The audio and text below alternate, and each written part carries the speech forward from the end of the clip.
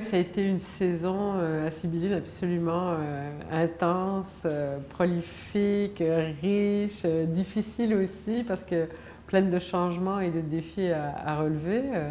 Il y avait l'arrivée de Robert Gagné comme poète illustrateur, il y a la création de l'Opéra de Katsu, puis bon, ma participation à Nous, la publication d'un livre et tout ça. Donc c'était le début de mon travail comme directrice artistique au Théâtre Français du CNA. Donc c'était une année absolument affolante, je dirais.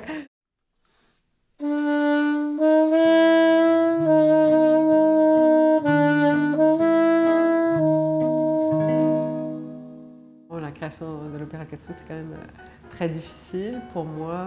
Ça représentait beaucoup de défis artistiques à surmonter. Puis l'ampleur de la chose avec la petite structure qu'on est, c'est-à-dire 2 personnes pour amener tout ça à bien, même si on est entouré de concepteurs et d'interprètes exceptionnels. Donc je suis très fière d'avoir accompli ce dont je rêvais, en fait. Aussi et surtout que ça a eu l'impact que ça a eu dans le public, la communauté, parce que en fait le théâtre, ça se joue à 2 quand même. Hein.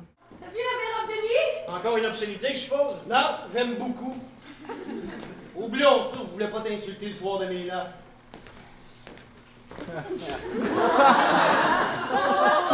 C'est quand même très différent que de faire une création qui n'a jamais été vue, donc tu sens une sorte de défi aussi à essayer de t'exprimer ou d'exprimer quelque chose de nouveau à travers ça, parce qu'il ne s'agit pas de refaire la même chose éternellement.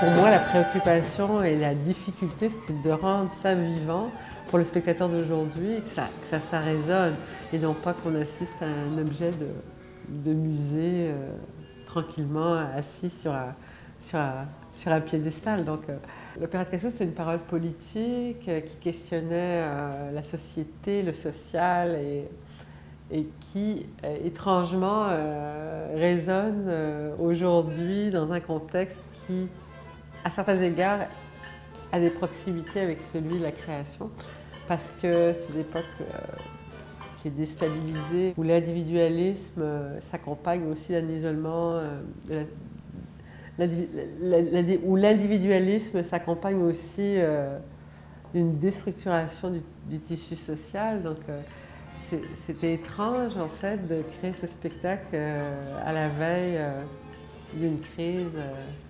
sociale assez forte au Québec. Ah, votre plan, bro, il était génial! Mais il y avait une faille.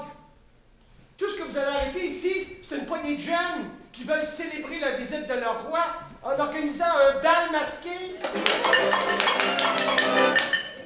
L'événement Nous, qui était organisé là, avec Pierre Laval-Pinault, Sébastien Ricard, Jean-Sébastien Pinault et Jean-Martin Johan. Donc, mais ça, nous avions décidé de faire ça au mois d'août dernier. Donc, c'est quand même étrange aussi parce qu'il a eu lieu le 7 avril, puis c'était presque annonciateur du printemps.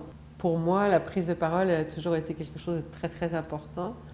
Puis à travers des événements comme le Moulin à Parole ou Nous, ben c'est une autre façon de prendre la parole aussi, peut-être d'une façon plus simple, moins artistique, mais pleine de sens aussi. Donc c'était vraiment très riche d'enseignement aussi que de vivre ça. Sibylline, je l'ai toujours rêvé de faire des grosses choses en fait. Par exemple, je pense à Tout Copel, qui était aussi une forme de point d'orgue à ce moment-là. Donc je pense que j'ai besoin de me surprendre, puis j'ai besoin peut-être de surprendre les gens aussi. En fait, c'est ça. Puis aussi, je trouve que c'est la façon d'être en vie, quoi, en vie créativement, c'est-à-dire de ne pas s'endormir, de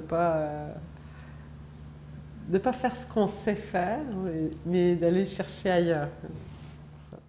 Sibylline vous souhaite un bon été.